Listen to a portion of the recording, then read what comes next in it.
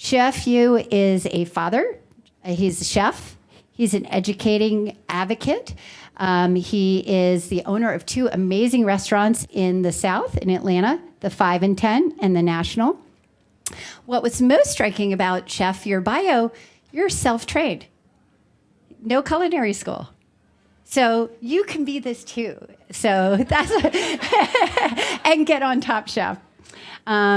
What is so interesting and wonderful about Chef Hugh and why we wanted to work with him is just this passion you have about teaching life skills to all people and communities.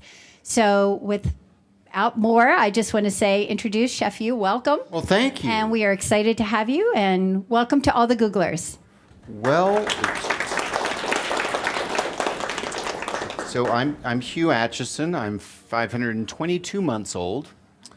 And I have 2 kids. And a lot of what we're going to talk about is a direct reaction to what I see my kids going through and what I want them to attain in the world. So yeah, the story with Beatrice is Beatrice was 11 and came home from school. And let me first say this, that our school district is great. A lot of school districts are great. They're trying really hard. But sometimes we need to inject newness into curriculums to make them that much better. So she came home from her first day of Family and Consumer Sciences, which is the gender non-specific term for home economics, because home economics became something that was teaching very much like how to raise your baby type of skills, which we'll all learn on our own someday in life, and maybe we need a little bit of that. But what I wanted it to teach was life skills. Yet it taught Beatrice how to make red velvet cupcakes from a box and how to pull croissants out of a Pillsbury tube and wrap them in cheap bacon and bake them in the oven. And to take prenatal vitamins at 11, which I don't really ethically I don't care about. Usually the vitamins are like named something like 1 a day, which implies the direction in the title. So I didn't think that was really necessary. And I started to think about life skills. So I went to the school superintendent for our region and started talking to him, and he said, yeah, I was about to cancel that whole class because it sucks.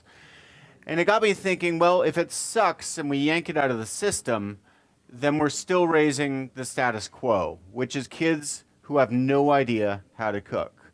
So I developed a curriculum, and I went to him and I said, I think we can do this. And he said, well, why don't you do it? And I said, because I have 5 jobs. And I work 90 hours a week already, and I try and raise my family. And then I said, okay, I'll do it. So we're going live in 4 schools, 4 middle schools in grade 6 next year. Following year, we'll have grade 7. Following year, we'll have grade 8. The core curriculum is 9 things. It is a look at cooking overall, which is really about 5 or 6 of the things, but it's life skills. It's retainable things. It's how to poach an egg, which we're about to do. It's how to make a vinaigrette, which we're about to do. It's how to build a dinner effectively for like $8 for 4 people. It's things that hopefully stick with people by the time they get to 18, 19, 20, the hardest time in your life when you have no money and you're trying to figure things out. And it's just hard to figure out how to put dinner on the table. This is things you can harken back to and say, at least I know how to poach an egg. Well, right now we just don't have that sort of life skills being obtained by children. So this is that way of doing that. But it's also got a lot of home finance. It's got a lot of life hacks. It's got a lot of DIY. It's got a lot of basic sewing, because I was cool when I was 12 because I could sew and I was a dude. It was weird, but it was really helpful, and I still have my own pants, not this pair. But so these are all life skills. So, and I'll go over them specifically in a little bit. But what I think the most telling thing about when I explain this to people, to doctors and lawyers and hedge fund managers in New York and coders and people who work at big companies like you all do, is that they all say, do you have a program that I could take? Because I'm not in grade 6, because I need to learn all that stuff too. Because you guys are super smart, amazingly productive people, but a lot of you have no idea how to effectively put dinner on the table that's from scratch for your kids or even just for yourself. So these are life skills, and I think that we raise a better tomorrow when we get all kids knowing these basic things. So if we have every kid knowing how to poach an egg in America, this is great. So that's the end result of this, is hopefully that type of thing. What we're trying to do in building the curriculum is we're having a big charrette next month with a lot of food policy people and lawyers and architects and designers and painters and artists and coders and all these different people coming together saying, what do we all need to learn? What as citizens do we all need to know universally when it applies to food and reading a lease and opening up your first bank account and all these things that would contribute to our wherewithal as humans? What are those things? So that's what we're whittling down to, and that comes in a month, but we've already got the basic idea. So what I want to do here is really to harken back to this idea of food. Now, what happened with food in the last 50 years is that we all fell hook, line, and sinker for fast food, frozen food, prepackaged food. Everything became so easy. But as we stripped away our skill sets, and as we forgot how to cook, and we say things like, I used to make jam with my grandmother, we don't say things like, I used to make jam with my mother, because mom was fed us Smuckers. And we lost a skill set when she did that. And we didn't pass along from generation to generation core ideas of what we value and what we believe in. So this is trying to get back to that and trying to get to that basic necessity. It's kind of homesteading skills for the urban environment. So let's go over what we're going to cook today, because it's very, very beautifully basic. When we talk about whole food and the ease of whole food and defeating this era of convenience, if this is inconvenient, I don't know what's really inconvenient about it, because we're going to make a salad. So first we're going to cook some farro. Cooked farro looks like this. Farro is a whole grain. It's an emmer wheat, and it is an integral grain. Sometimes it's washed and stripped of the outer coating. You want to find stuff that's complete and still whole. So that's going to go into this pot over here. And again, we're going to show you how to cook grains, which is not rocket science, because that's 2 cups of water and that's a cup of farro. And we're going to put that in there and season with a little salt. What's salt? Salt is a seasoning. It brings out flavor in our palate and brings out flavor in food. So we're going to add that to that, and we're going to bring it to a boil, and then we're going to simmer it, and it's going to be done. So you can just look away from things. That's really easy. You can believe in leftovers. If you're cooking for a family and you make roasted chicken the night before with farro, make extra farro, because the next day you can take a salad and pack a salad for the kids that's pretty much this with salad dressing on the side, and makes things easier. So if you work 13 hours a day, which you all do, I want to make sure that you understand that the time it takes to make a meal like this is equivalent to going to a Chick-fil-A drive-thru. It's a confused chicken sandwich. I admit it's good, but it's a little shaky. But what I want to do is that 15 minutes that you spend in line waiting there, you can cook dinner around your family as they do homework or as they sit and play, and you would be amazed at how kids learn. I think we all have this idea and inclination that we know how kids learn. Kids learn by experience, by watching you be comfortable in your environment of a kitchen. Your kitchen is the most important room in your house. Use it. Don't be like a New Yorker and store clothes in your oven. That's weird. Okay, so we're going to do that. As the farro is cooking, which it's come to a boil, I'm going to reduce that down to a simmer. So that's going to be at around 3. This thing goes to 10. It may be the Spinal Tap version that goes to 11, but I don't think so. Okay, so I'm just going to stir that, and we're going to cap it and let it sit. And that's going to take about 20 minutes to cook. So we're going to make a vinaigrette. It's funny that a whole aisle in the supermarket is devoted to like dressings and salad dressings, when things like mayonnaise and salad dressings are really easy to effectively make at home from scratch. They're oftentimes totally preservative-free when we make them that way too, and much healthier for you. The way I think I want to eat in this world is knowing what I'm putting into my body and training myself to understand that if something's pre-prepared, I don't know exactly what's going into it, and a lot of times it's packed with sugars and things like that we don't necessarily need. There's a lot of food out there that we are really led to believe is good for us, and it's not. If you look at the sugar, this is one fascinating thing. Frosted Flakes and Raisin Bran, which has more sugar? Raisin Bran. Isn't that insane? I feel like we've been lied to, but okay, that's fine. Well, moving on. So what's a vinaigrette? Vinaigrette's a ratio. A lot of you do crazy math or accounting or coding. You want to attribute things to numbers. Well, it's a ratio. It's 3 to 1, richness in oil and one as an acids, right? I want to make this a little more bracingly acidic because in the end, it's going to be a salad with vegetables and lettuce and farro, but also this puppy, which is an egg. And an egg on your palate is much like eating fat, right? So I want to balance with hyperacidic vinaigrette to balance the fact that this is more oil essentially going into my ratio of a vinaigrette. Does it make sense? So I'm going to amp it up just a little bit. So this is extra virgin olive oil. You don't have to buy the most expensive olive oil, but I don't think at the pearly gates or wherever you're going after this, you're going to feel that bad about buying better olive oil in this world. So treat yourself. So this is going to be about 3 tablespoons. And then we're going to put a whole clove of garlic in, and that's just going to flavor it through. But I'm going to cut it in half just to expose the flavor. If you buy pre-minced garlic, you've lost in life. So you just need to learn how to mince garlic, right? It's not a big deal. Do you know how to juice a lemon? Don't buy the plastic one.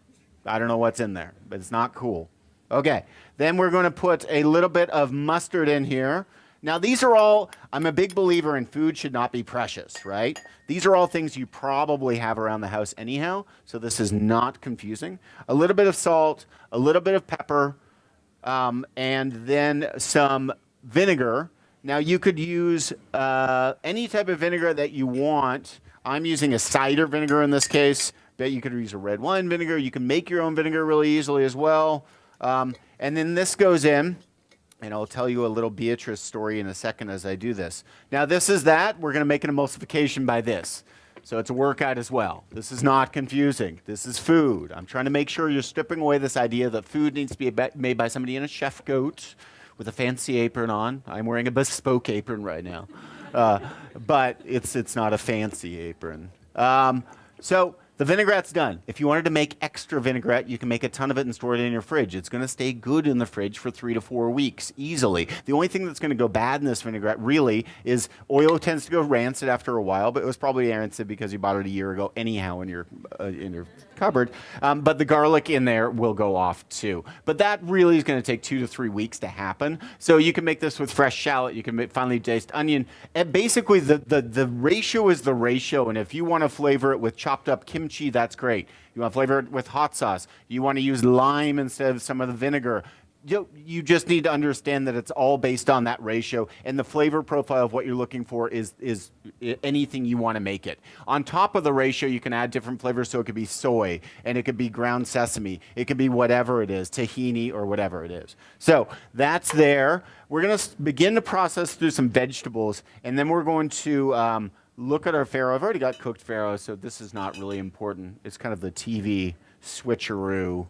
Okay, so in the recipes, I broke them down, and literally they are the simplest vegetables and things and simplest recipes to make. So if I go home and I'm starving and my kids are by my side, and I would make Beatrice make this, because let's go back to when Beatrice was 5 years old and going off to kindergarten, and this pulls at my heartstring as a dad, but also as a cook and a chef and a proponent of homemade food. So I could hear this clamoring, first day of kindergarten in the kitchen, and Beatrice, I can look out my bedroom into the kitchen, and Beatrice is there standing on a stool with a knife in her hand, cutting vegetables to make a salad.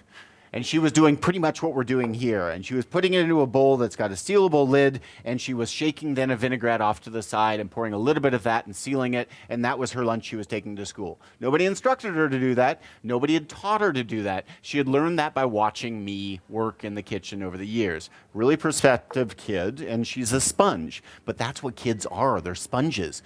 But Beatrice, just as an example, will have a much better life because of the skill sets, because of these core ideas of food, that she understands that this is not precious, this is easy. And that's what we need to get across to this next generation, because there are so many temptations in how we feed ourselves every day. There's so much ease out there and what we think is convenience, but that convenience catches up to us. And that convenience has caught up to our society in the form of type 2 diabetes and obesity and just loss of skill sets. So, okay. So Beatrice did that, so I would go home now, and I'll get B to make that. I'll get Clem to make, Clementine's my other daughter who's 11, to make farro, and she'll do it, and we'll talk about what happened during the day. So cooking from scratch is all about that, right? But it's also what I just said. We will talk about what went on during the day. I mentioned this earlier because it's really important. We do not have family moments that we remember over pizza pockets. We have family moments that we remember that mean a lot to us in our community and in our household over food we make from scratch. Nobody wants to remember a meal of a pizza pocket because that's embarrassing. Okay, carrying on. So I'm going to start assembling my salad. So this is just really simple, like little gem or bib lettuce. Let's be abundantly clear about what I believe about in food. I am not a zealot. If you bought this at the grocery store, that's fine. If you bought it on a direct to your door delivery site on the internet, that's fine. If you stole it from the cafeteria at Google, that's fine too. What I want you to do is just cook.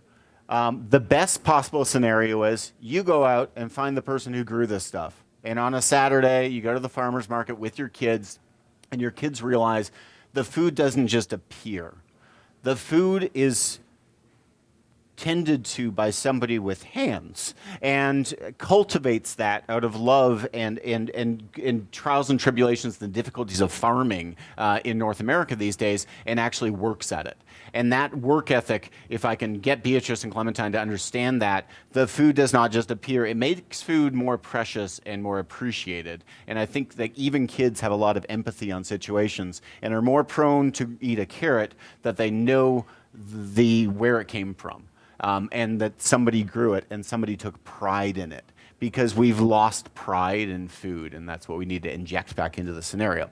Okay, so I'm going to start chopping up some vegetables. This could be any vegetable. If it was beautiful turnips, hackeried turnips and cucumber, or it could be the radishes or carrots, but it could be chopped up cabbage. It could be, basically I'm just saying it's whatever you have in your fridge. It's all food, and I want you to use all of it, because the problem with modern America is we basically buy twice as much food as we need, and we waste half of it. So that's up to you to change that, but it's little steps to a better, bigger step. So you have to start changing the way we look at that. Okay, so a lot of people say, well, I'm not going to give a 5-year-old a knife. I'd give a 5-year-old a knife. I'm actually more scared about giving middle schoolers knives. And let's talk about middle schoolers and how hard they are to deal with. They are complete sponges and want to learn life skills. They are also going through a lot. And in the American child these days, there's a lot of diversity in what they're going through. We taught knife skills to a group class. One kid cut themselves on purpose, which is a difficult reality to set into. So it's hard to just justify giving a bunch of knives to kids and telling them to go at it. But but most 5-year-olds actually probably cut better than you do, because you need to learn the basic skills of it. So when we talk about knife skills, you want to find something that's sharp and that's good, because the wound's cleaner. But if you see how I'm cutting, I'm processing through, and this finger right here is actually touching the blade. And my thumb is well behind, and I'm doing a little claw thing. And and slowly but surely, I think what you want to do with kids is just show them what to do and then implore them to do it better and safely, and realize what they're working with knives. But eventually they're going to work with knives, and you shouldn't be scared about that. Okay, so we're going to do radishes as well, and I love radishes. And people are like, how do I get kids to eat radishes? Well, you give them radishes for starters. A lot of people are like, my kid won't eat that. It's like, if you've never tried, you know what we don't do at my house? We don't talk about what's on the plate that much. The plate is the plate. There's no demarcated point that you have to eat the vegetables. It's just food. It's all food. It's a balanced food. If you want to get your kids to try more things, eat family style. So the 4 of you or 6 of you, I don't know how big your family is, 1 of you, whatever it is, lay out the food, and if you've got a hungry kid, they tend to go after it. If you've got a kid you fed a saccharine sweet 5:30 snack to, your chances of success at the 6:30 dinner are very, very diminished. Does that make sense? Basically, they're not hungry. And basically, when they're not really that hungry, they're going to become pickier about the food they're going to eat. I'm not saying starve your child. I'm saying you want to push them to the fact that there is a dinner time, that we have demarcated meals throughout the day. I live my life snacking in kitchens. It's not a great existence. It makes me slim, but I'd never really eat full meals. It's a weird thing. But okay, so I think the 5:30 snack is not good. You also want to pick snack foods. Snack time should be like 3:30, not at 5:30. Okay, so this is easy. We've got our basic salad made up. If you wanted to add something and make this a full My Plate experience of a meal, what I would add would be feta cheese or chopped up cheddar or whatever it is, and that's going to add just a little more protein. If you wanted to add tofu, you could. If you wanted to add steak from last night or that roasted chicken pieces from last night, you can do that too. It depends on what you want. To me, this is a great meal for a lunch, just as is. A dinner, I'd probably add some protein. Okay, so I've got, really we're looking at 3 components, and they're all in the recipes you've got. So we've got the farro on, we've got the vinaigrette done, and then we're going to make the poached eggs, and then we're just going to assemble everything, and get it together. Let's go back to just cost analysis, just briefly, because I think this pulls away from the preciousness of food too. Look, if you want to buy $12 a dozen eggs that were from Martha, the egg-laying chicken, who is very pampered, that's great. You can buy those. America still is buying $1.50 and $1.75 a dozen eggs. So if we equate price to that, they're probably not the best eggs in the world, but they're eggs. And again, little steps win this war. I'm not arguing about local and sustainable or organic right now. I'm arguing about core cooking skills. I don't care where people get it. I just want them to cook from scratch. That's the first step. Better food sourcing, that's the second step. Your ideal, which is buying organically and locally and sustainably, that's a distant third step. But we're way far away from bridging that gap right now because most of America has forgotten how to cook. So this is the first step. So in that argument is to say this egg is worth about a quarter. The farro, a pound of it's about $4 and will feed about 16 people. So maybe this is $1, all of it. So, and then the vinaigrette, you've got about probably 25 cents a portion, although it's more expensive than you think. So that's maybe another $1, and your vegetables are probably $3. So you're looking at kind of a $6 meal for 4 people here. So this idea that the automatic assumption in value is that we jump to the Happy Meal as being the best value available. Well, the Happy Meal is $4.50. So if you do that 2 times and the other value meal is at $6 each, you're suddenly at around $20, $21, $22. It's not a value. We've been lied to. So we need to fight back, and the way we fight back is we learn how to cook. We learn that this is our modern value. Okay, so back to poaching eggs. What's poaching? It's not boiling. It's kind of the jacuzzi of cooking food.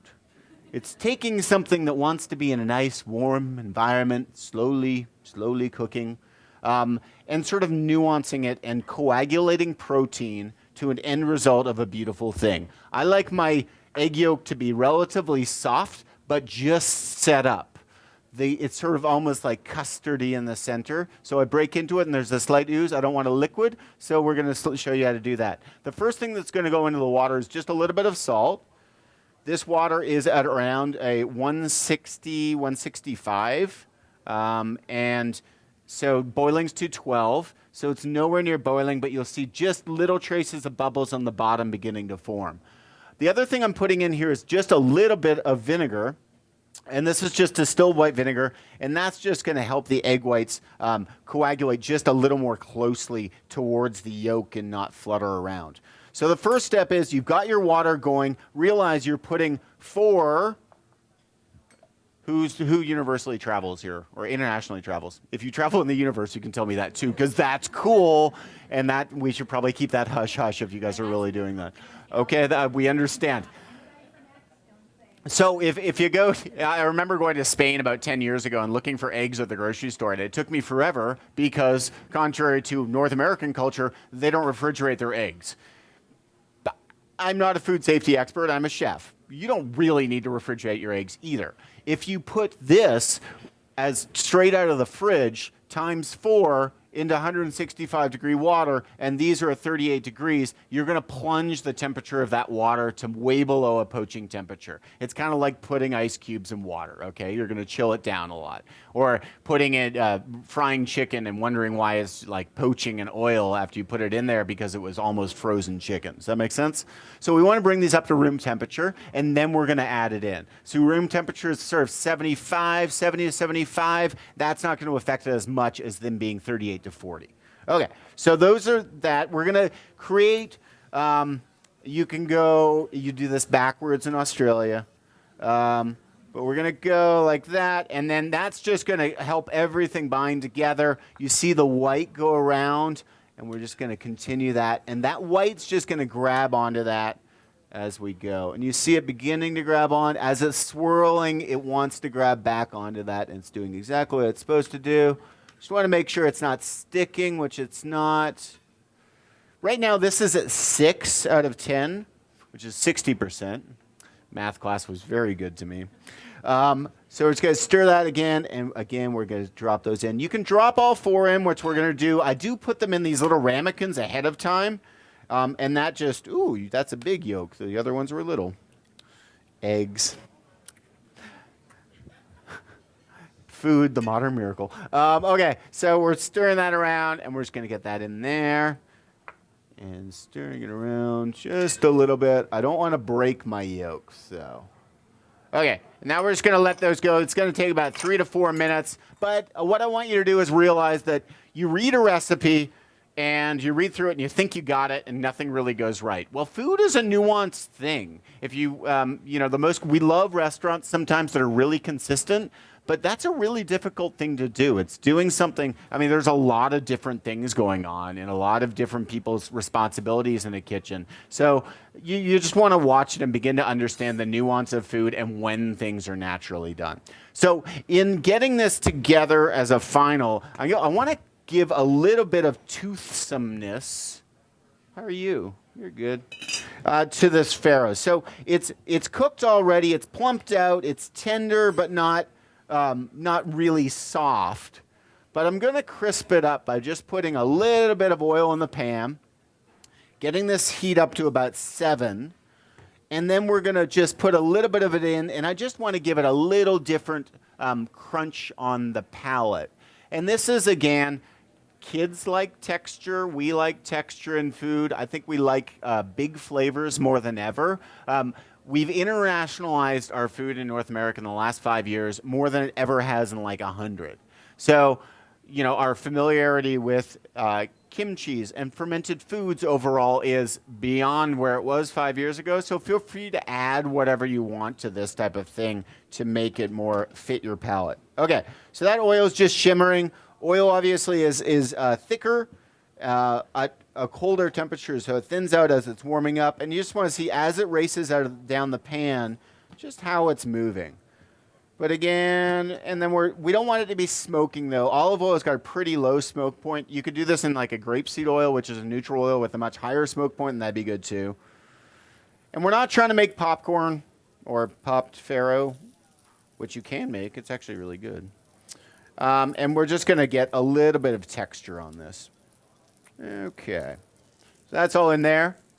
I'm going to check on my eggs. How are you guys? I often cook and talk to myself a lot. That's okay. Okay. So that's just going to sizzle out and do its thing. And we're just going to I'm going to season a little bit. Now, seasoning is, again, it's different in every household. Just realize what you want to attain. I just want to make sure the food's fully has a lot of flavor going on in it. So I'm going to re-emulsify my vinaigrette. In the fridge, if it separates, that's fine. Olive oil, when it's cold, obviously, is pretty solid. So you want to take it out, temp it. You can temp it in the microwave if you need to. Nobody uses those things anymore. But and then we're going to toss everything together and begin to plate. Would my kids eat this? Yes, if they were hungry. They still, my kids are not perfect. They still Jones for the Chick-fil-A's, as we talked about. But they would eat this. And you could add prosciutto to it or salumi or whatever it may be. It's just, to me, this is the 10-minute meal because the farro maybe is already cooked from last night. Basically, the vinaigrette's already made. Basically, you're giving yourself building blocks, which is exactly what I'm trying to give to the kids in this Seed Life Skills thing. So why does this apply to you? Because the better you eat, the more productive you are. The better you eat, the healthier you feel. And the better you eat, the more closely you have a relationship with your kids. And the more you cook food with your kids, the more enabled they are to have those life skills that are really going to pertain when they're out on their own later in life. Let's see. Let's go over the basics of the curriculum because it's pretty interesting. So it's got 9 components, and it's cooking. One of them is life hacks. It's leadership. It's talking about how we talk to people and how we. It's basically the manners. When we look at a dated curriculum, there's kind of like that manners protocol. And somebody was like, "Well, do you want us to teach them like how to have dinner at a fancy restaurant?" And I'm like, "No, I don't care. I want you to teach how to talk to the bank teller." Or how to walk into a room and feel confident. And those are the types of things that I think they need. This is all about just empowering kids. That's it.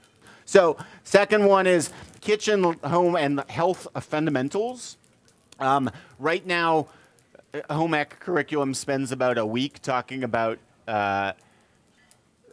different sort of risks in cooking food and botulism and all these things. And my mandate on that is they need to learn that in about 15 minutes because there are risks in cooking food and they're there. If you're smart about it, they're not rarely going to happen. Botulism cases are few and far between. If you're going a home canning bent and have no idea what you're doing, you're probably on a dangerous path. So as long as you know what you're doing and are following pretty simple food safety stuff, you should be good to go. So, and then health fundamentals is how to balance a diet. What really is eating? Right now we've got 93% of American kids do not eat enough vegetables. That's across the board. That is from wealthy households and poor households. And it's 93%. So it's teaching kids that vegetables are not that part of the plate that you're going to feed to the dog, but it's that part of the plate that you really revel in. And the only way you get kids to eat vegetables these days is you start very, very early in life.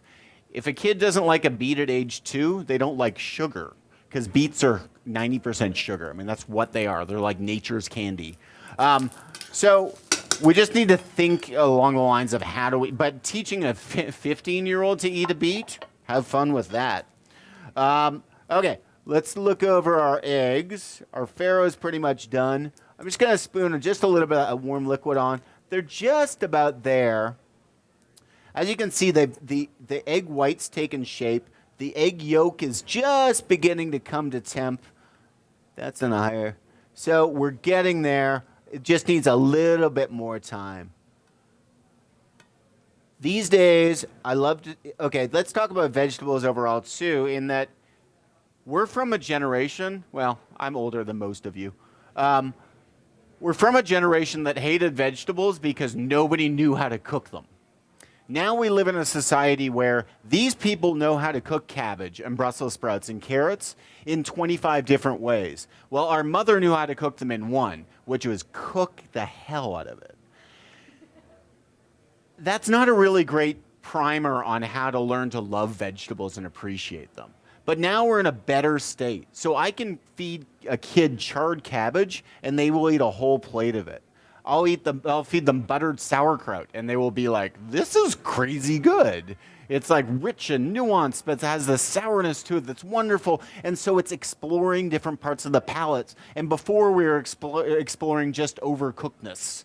So this is the idea. So that's the skill sets we have. So if you're not getting vegetables in front of your kids, you're just losing out because we've learned so much. We've come so far. Vegetables are so good. And vegetables are the best deal in the market, in the grocery store.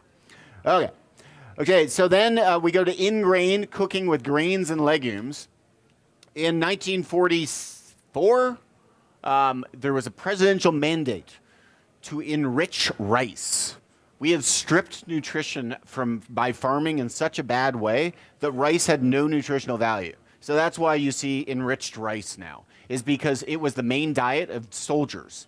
And the soldiers were basically collapsing on field of battle because they were eating crap. So we need to get away from this idea of enriching stuff, of having milk filled with omega-3s and all this extra nutrients and vitamins. I like that idea for keeping a kid upright, but I want to empower that kid to be upright on their own, right? Not have to think about it. That they get a balanced and full diet from eating the proper things in life, and that's the way they live their healthy lifestyle. So I don't think that's that difficult, but that's where we're at in that. So, you know, it's fun to try and convince a kid to eat well, but when they do it and they're on their own and really doing it, it's exciting. Okay, so my eggs are done. I'm just gonna let them hang out over here. So, anybody got any questions so far? The yolk is just custarded out and exactly where I want. Okay, let's go over some of the other ones just quickly. So grains would be whole grains. So it's wheat berries and amaranth and farro, things that are coming into our popular vernacular of food again. So it's a really exciting time. The next generation is going to know a lot more. So we need to introduce them to them now. So you guys just need to learn how to cook them. But again, it's dropping them in water and covering a pot and seasoning. This is not rocket science. This is just really, really, really, really simple, straightforward food. Okay, then talking about agriculture and modern food systems in the form of making a salad. Where is all this stuff from? Why is it pertinent and why it matters? Then cooking an egg and roasting a chicken. If you know how to roast a chicken in life, you're better than 90% of chefs out there. So go and learn how. If you want the single best roasted chicken recipe, it's in the Zuni cookbook, which was written by an amazing woman named Judy Rogers, who was a chef at Zuni in San Francisco, who passed away about 5-6 years ago. And it is an amazing recipe on how to take a great chicken and make it ethereally good. And if you don't feed that chicken to a kid and they don't like it, they just don't like food, move on. They move out at 18, you'll be fine. But the idea of cooking well is not over our heads. It's a really simple recipe and really doable. Okay, and then putting up is preservation of food and the importance of preservation of food and the idea of preservation of food. So we just need to think about all those things as well. And then we're going into home finance and how to read it. So I moved out of my house when I was 17 years old. I signed my first lease when I was 17 and a half. I lived with a friend for a couple of months before that. I had no idea what I was signing. No idea. Nobody told me. Nobody told me that there was a legal document. Nobody told me that this was the rent stipulation and it would go up next year by this, and I was signing a 2-year lease, and it was a huge jump. So nobody's teaching these kids these things. Nobody teaches them adequately why you don't get a 24% APR credit card. And we have kids going through life, and then they make crazy, crazy mistakes that would have been so avoidable if they'd been just taught earlier in life that maybe you shouldn't lease your first car as a Mercedes if you make $23,000 a year. Because companies are very excited to lease one to you because they're not going to tell you about the ramifications you're having on your credit rating and your life. So that is a matter of hedge fund managers and financial advisors basically whittling down with me and saying, these are the core things that we see all the time. These are the issues, and these are the pratfalls and pitfalls, and this is how you avoid it. Okay, so, and then the rest of it is just life hacks. It's DIY. It's how to tie knots so things really stay down so they don't fly off the top of your car when you got the Christmas tree and then it's not there anymore, because that's really embarrassing and it's on the side of the 101. That's not cool. So learning how to tie knots. Again, it's life skills. I grew up sailing. I know how to tie knots. This is kind of like Boy Scout, Girl Scout empowerment merit badges for everyone.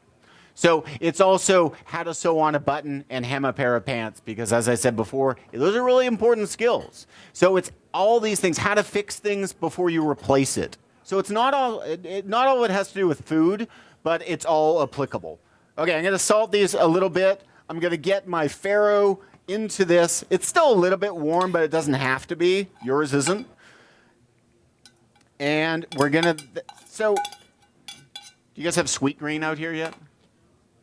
So you can feed for the whole family for the price of one trip to Sweetgreen in New York, which is like the future of fast food. It's basically a salad joint in New York, where it started in Philly.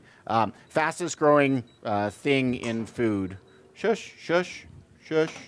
Hold on. It talks to me.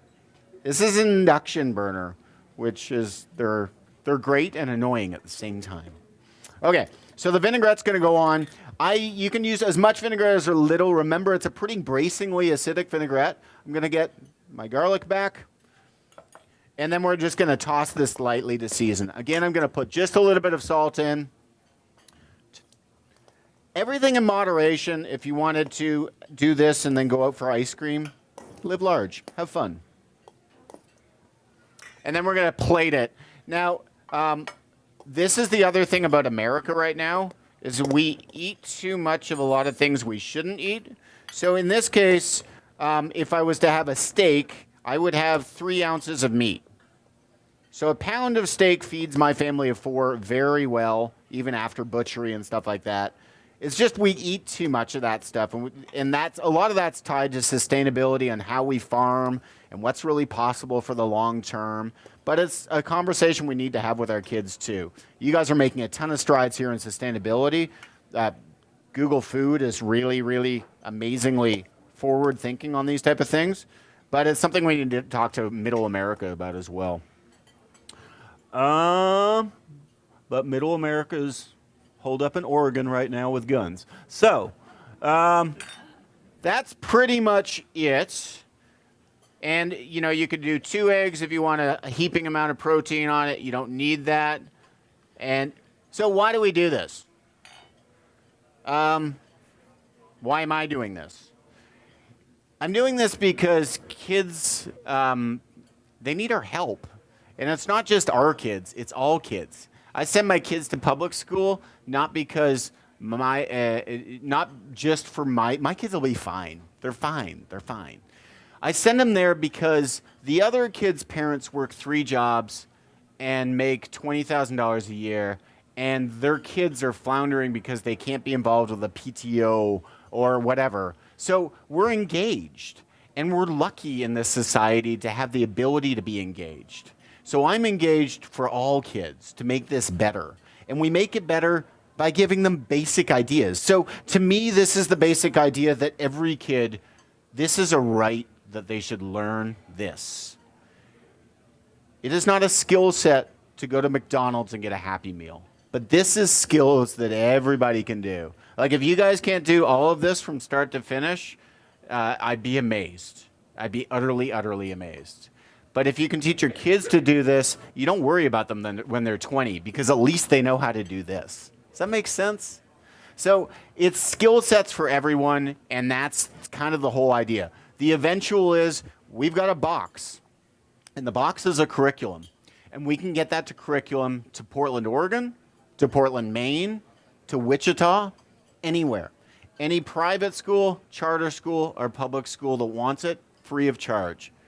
And it is a curriculum box that you open up, and it's got teacher training on the top for 2 days, interactive videos, a lot of retainable sort of videos that go along with the course load. All the 9 modules are packed together and fits the timeline of your classroom.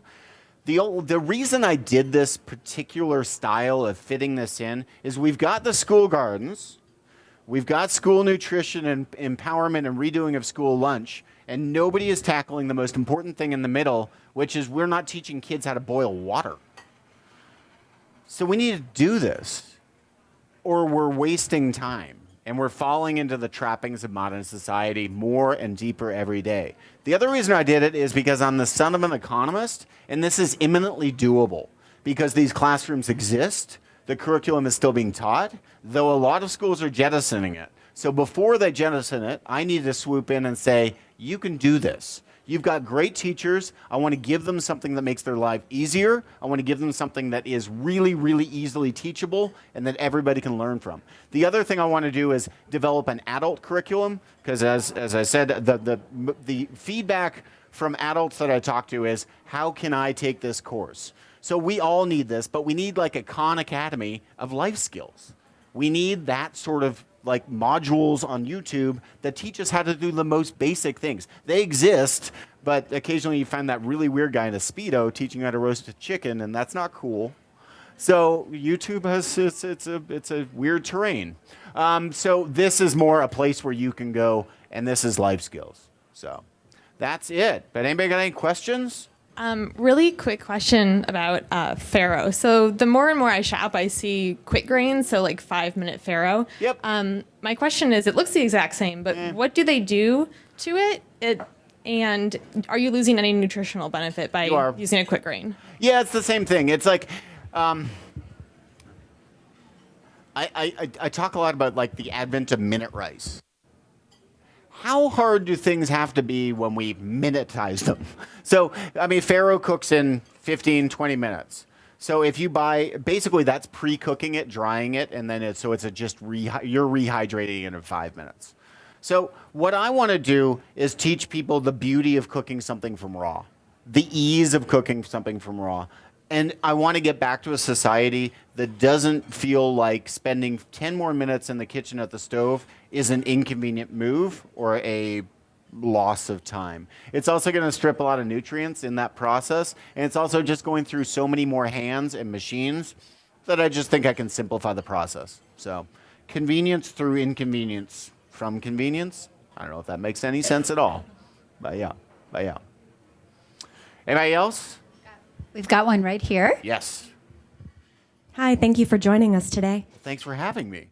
I have a really quick story and then a question. I have a 9-year-old and a 3-year-old, and a couple of weeks ago, my 9-year-old was just having a really just like one of those complainy, boring, I'm bored nights. Yep. And just agitated and off. And I asked him if he wanted to cook with me. He did. He chopped all kinds of things, mushrooms, carrots, all kinds of things. And it was amazing how his mood just changed and happy. And when can we do this again? So just thank you for reminding us that these are things we should all do together and also have those daily conversations while we're doing it. My question is, if I recall correctly from the last time you were here, you're not fond of the ingredient delivery services. Is that right?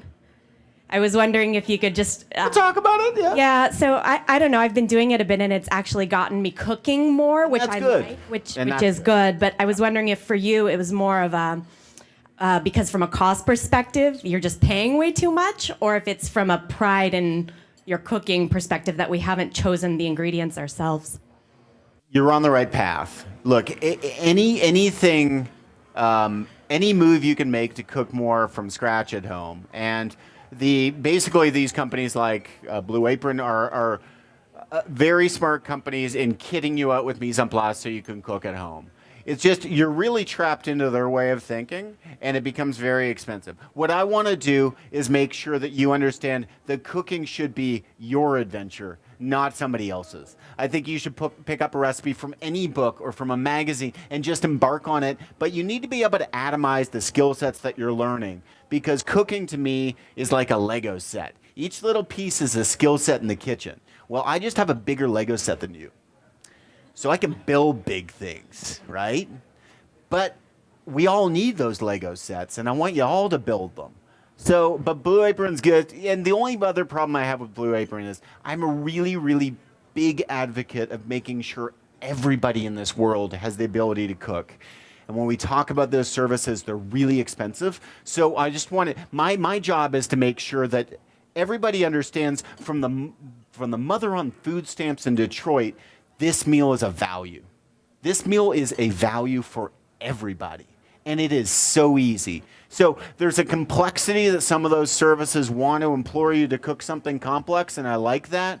First step is the core idea of food again. Is the core idea of, I want you to make a salad dressing. It's so easy. And so that's the idea. I want you to make the perfect omelet. If you want the best way to, Ludovic Lefebvre at Petit Trois, and he's on TV, he's on The Taste. He's got this amazing omelet recipe, and it's so easy. But now Beatrice makes that omelet all the time in this little French omelet pan. I mean, it's the perfect trifold. no color on it, just custarded eggs with chives on top, and it's stunning. Finished with butter and stuffed with Boursin cheese. It's not expensive or precious food, but it's technically on. And that's what I wanted. I want people to get so excited about that type of attribute of food that if I can cook an egg perfectly, I'm winning. You know, and that to me is a skill set anybody can learn. And to me, it's so exciting. And you talked about like changing your child's mood when they actually engaged in something in the kitchen. Well, it was because they were doing something with you.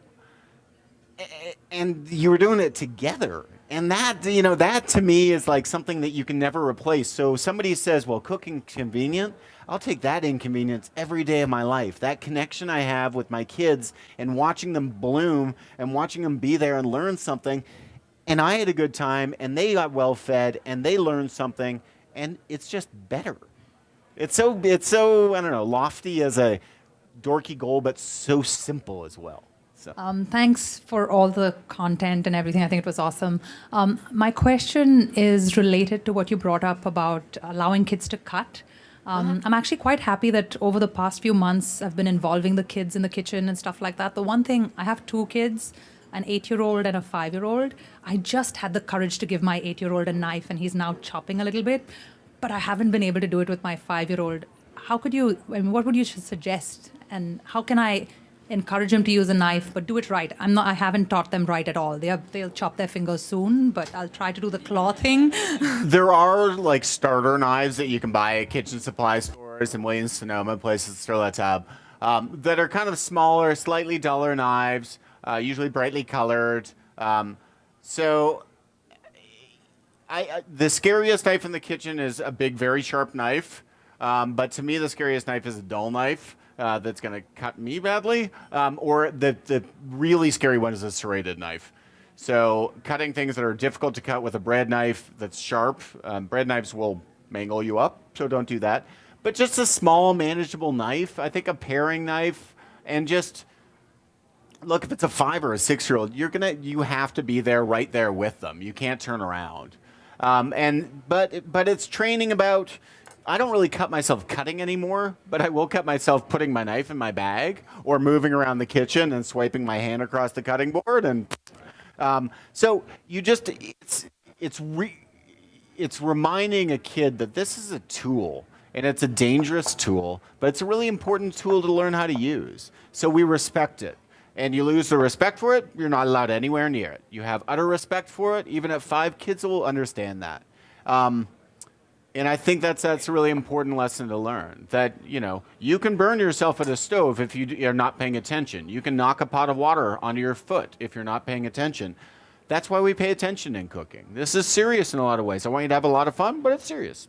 So Clementine gets admonished a lot, my 9-year-old, or 11-year-old, for not paying attention in the kitchen. But, slowly but surely she understands that if she wants to be there, she's got to take it pretty seriously.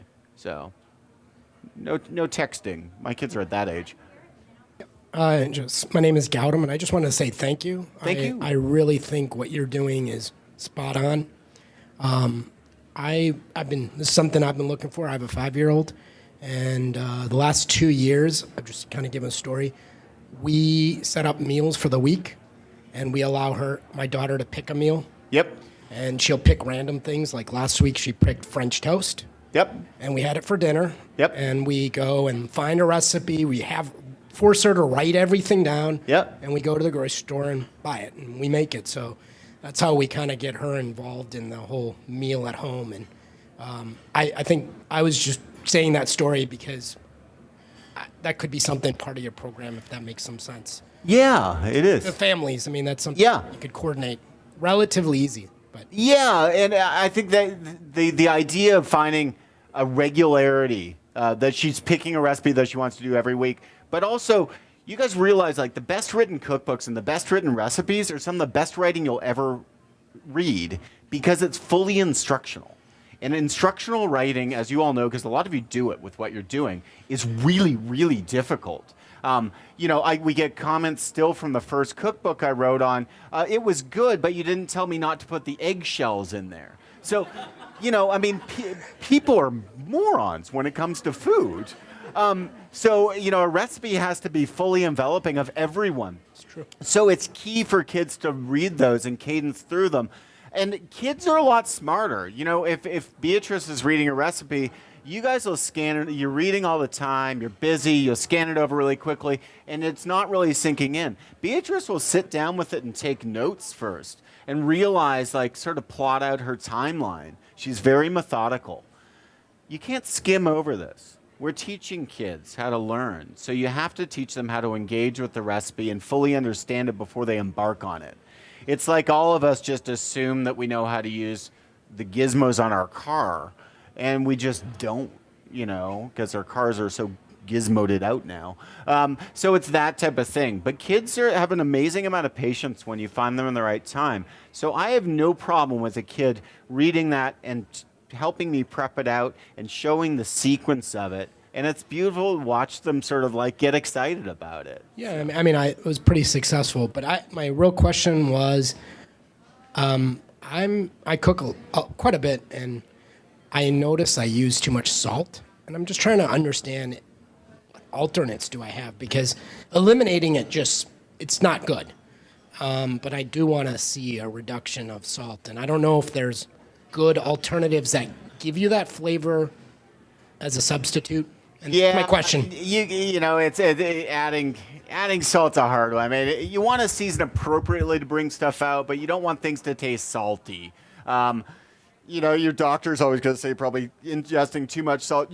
Usually how you're ingesting too much salt is you're putting together a lot of processed ingredients that you have no understanding of how much salt's in there. When you're adding the salt yourself in a home-cooked environment from scratch, it's at your control. So that's the best way of cooking and controlling salt amounts. But you want to make sure, food that's really undersalted is dull. So you can add other things that will amp up flavors, so hot sauces and things like that, or fermented foods. But a lot of those contain a lot of salt too. A slice of bacon is pretty much enough salt as you need the entire day because of the curing process of baking bacon. But then again, if I can find a nitrate-free one that's a little less salt, that's really good, and from a local purveyor, I know the ingredients that went into it, and I know the veracity of it, I'm more likely. But also, I don't know, last time I checked, I just live once, at least in my belief system. And, I want to enjoy the food. I want to have fun. So everything in moderation. Look,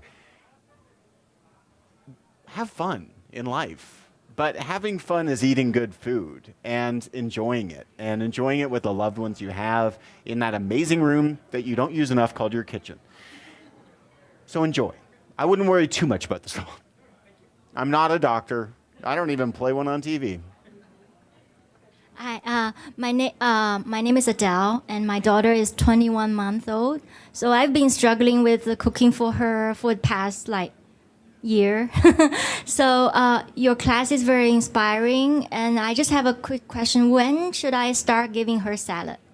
When should you start giving her salad? Yeah, right now she wouldn't eat raw. She probably would taste a little bit carrot, but definitely not cucumber or radish.